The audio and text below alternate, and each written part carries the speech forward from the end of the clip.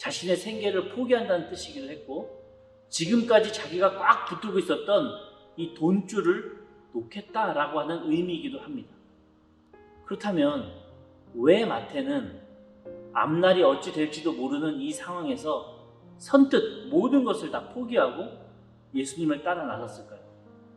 왜냐하면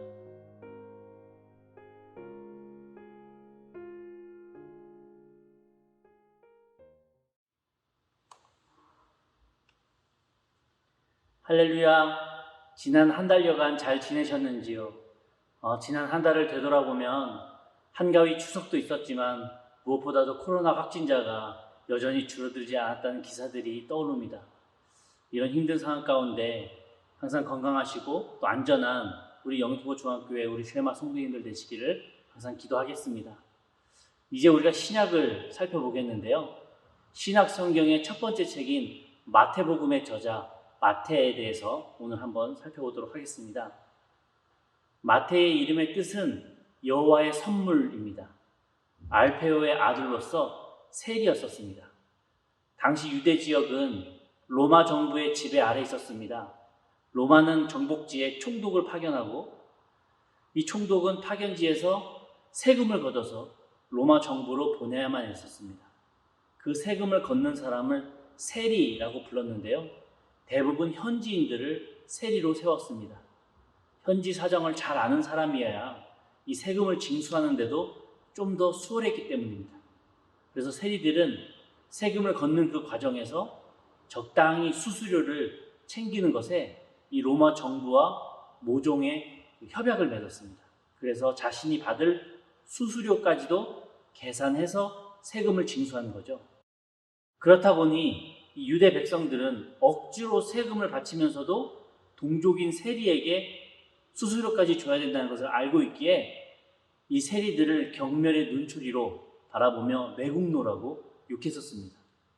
유대인들은 세리는 회당에 출입도 못하게 했고 성전에서 예배도 못 드리게 했고 희생제사도 드리지 못하게 했습니다. 사실상 이방인보다도 더 못한 취급을 받던 직업이 세리였었습니다. 당시 세리는 두 종류가 있었는데요. 한 종류는 갓바이라고 부르는 세리였었습니다.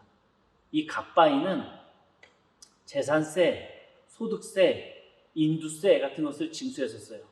이런 세금은 이 공적인 평가를 통해서 부과됐기 때문에 부당한 이익을 취할 가능성은 좀 적었습니다. 그리고 두 번째로는 모크헤스라고 하는 세리가 있습니다. 이 모크헤스는 수출, 수입에 관한 관세와 국내에서 거래되는 모든 물품에 세금을 징수해요. 심지어 도로를 지나다니는 모든 물건에도 통행세를 매길 수 있습니다. 측정하기 애매한 세금까지도 부과할 수 있는 것이죠. 심지어 소포와 편지에도 세금을 붙였다고 합니다. 이렇게 원칙 없이 독단적으로 세금을 매겨서 징수할 수 있었던 그러한 세리가 이 모크헤스였습니다. 이 모크헤스는 다시 두 가지로 또 나뉘게 됩니다. 큰 모크헤스, 작은 모크헤스로 나뉘었는데요. 큰 모크헤스는 뒷전에 앉아서 사람들을 고용해서 세금을 거두어들이는 거예요. 삭개오라고 하는 인물이 등장하죠.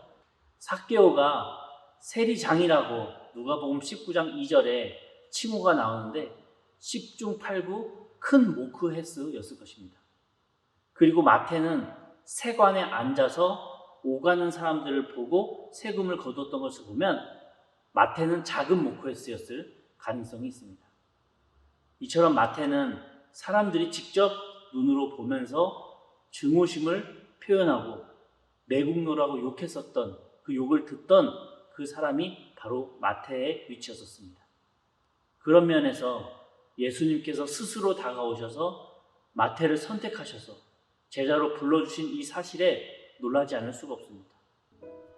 예수님께서 말씀하십니다. 마태복음 9장 9절 후반부에 나를 따르라 하시니 일어나 따르니라. 마태가 내린 결정은 돌이킬 수 없었습니다. 마태의 자리를 차지하려고 하는 탐욕스러운 그 세리들은 얼마든지 있었어요.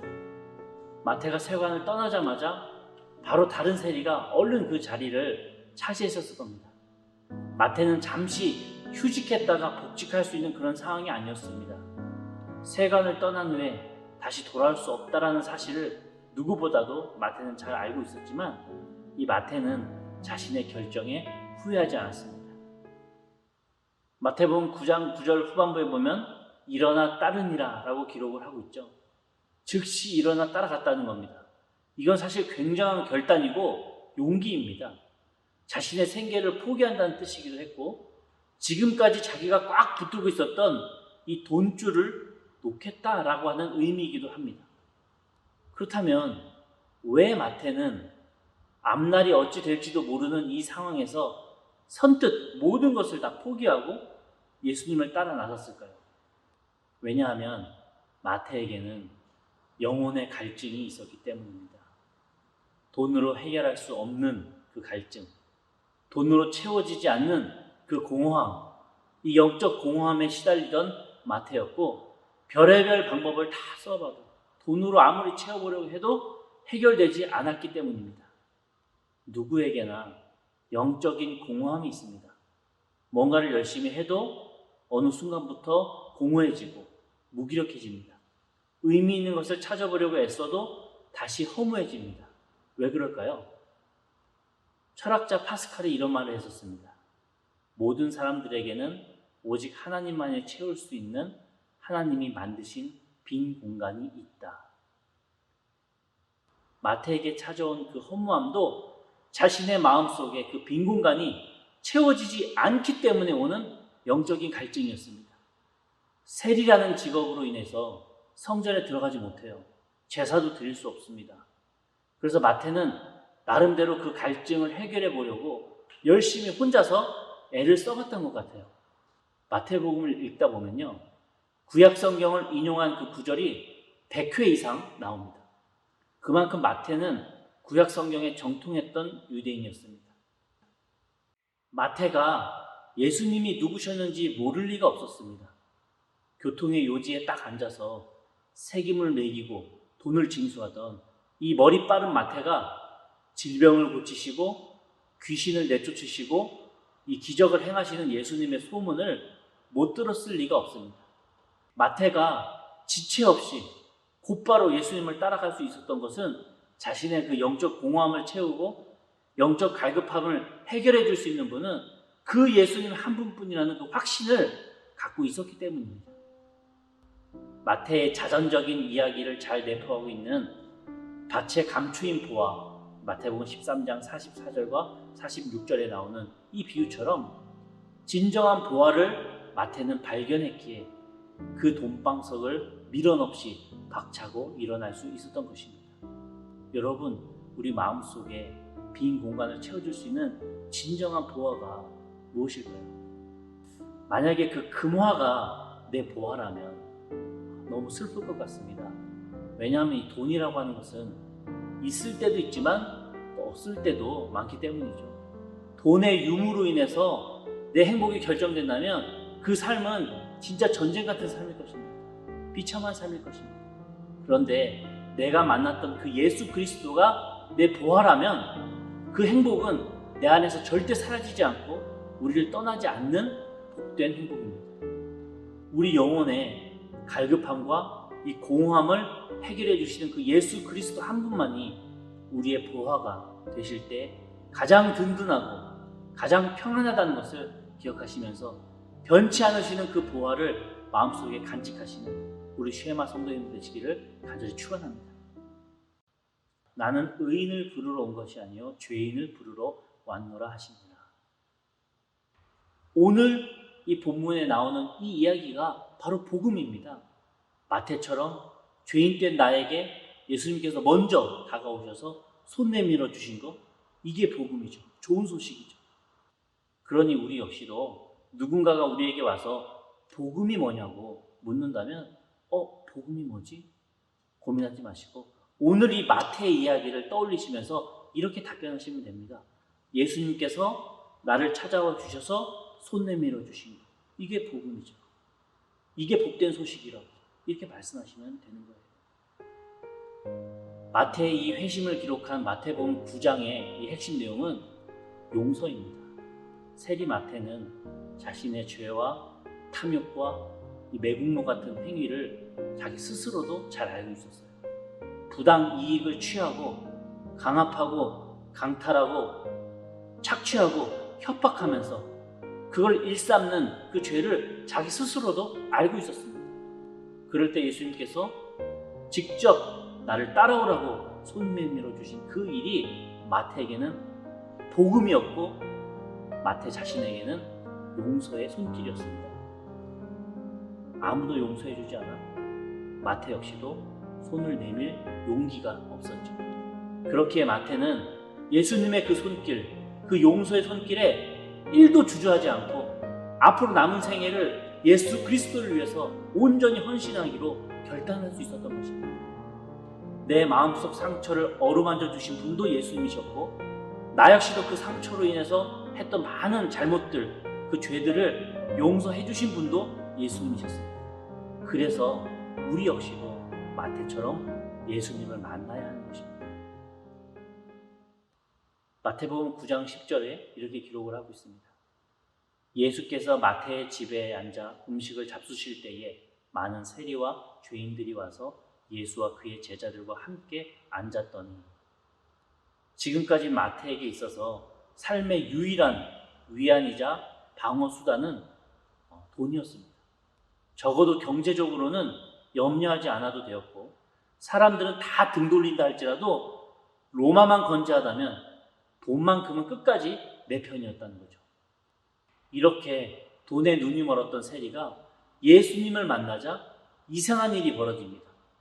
그동안 자기만을 위해서 악착같이 돈을 쓰던 이 사람이 이제는 예수님과 그의 제자들을 위해서 돈을 사용하고 잔치를 베푸는 겁니다. 그렇게 나 중심으로 혼자만을 생각하던 마태가 이제는 우리라고 하는 공동체를 생각하면서 생명처럼 아끼던 돈을 이 공동체를 위해서 사용하며 잔치를 베풀게 되는 것이죠. 그런데 그 공동체 중심에는 누가 있습니까? 예수님이 계십니다. 내 시간, 내 돈, 내 달란트가 예수 그리스도와 함께 쓰여질 때 그것이 행복이고 그게 축복이더라고요. 종교개혁자 마틴 루터가 인간에게는 3가지 종류의 회심이 필요하다라고 설교했었습니다. 첫 번째, 마음의 회심이 필요하다. 두 번째, 생각의 회심이 필요하다. 세 번째, 지갑의 회심이 필요하다라고 설교를 합니다. 이건 단순히 헌금을 많이 하라는 의미는 아닐 겁니다. 하나님께서 기뻐하시는 곳에 내 재정을 사용할 수 있는 사람으로 변화될 때에 내 믿음도 성숙해지고 내 신앙도 자라나고 예수님께서 내 신앙의 중심에 와서 자리 잡는다라는 그 뜻을 내포하고 있는 말입니다.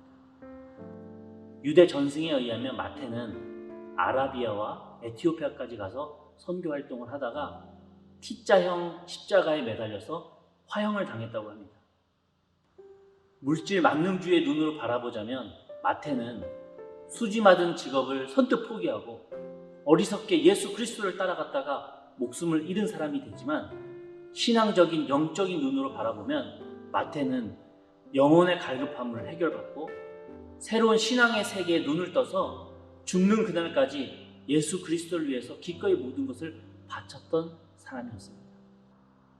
예수님을 만남으로 살아갈 이유를 찾았던 이 마태처럼 우리 영투모 중학교의 쉐마 우리 성도님들도 예수님을 만나심으로 삶의 이유를 다시 한번 발견하시고 복음이 무엇인지 한 번 더 깨달으시고 영적 갈급함을 채움받으시는, 그래서 내 마음의 중심에 예수님이 자리 잡으시고 그 예수님과 함께 모든 것을 동행하시는 주님의 자녀들 되시기를 항상 기도하겠습니다. 한 주간도 그 주님과 동행하시며 가장 좋은 길, 가장 옳은 길로 인도받으시는 우리 쉐마 성도님 되시기를 간절히 축원합니다. 지난 학기에 공부하신 분들에게 작은 선물을 드린다고 공지를 했었는데 그 일정이 조금 늦춰지게 되었습니다. 12월에 있을 연말 당회 때에 우리 쉐마 수료자분들 관련해서 간단하게 시상을 하고 지난 학기 참가하셨던 분들 또 이번 학기에 참가하고 계신 분들에게 선물을 전달하도록 하겠습니다. 그러니 꼭 프린트를 제출해 주셔야 성함이 기록되고 선물도 준비될 수 있다는 점, 그렇게 행정 처리가 된다는 점 기억해 주시면서 프린트를 꼭 생각해 주시기 바랍니다. 감사합니다.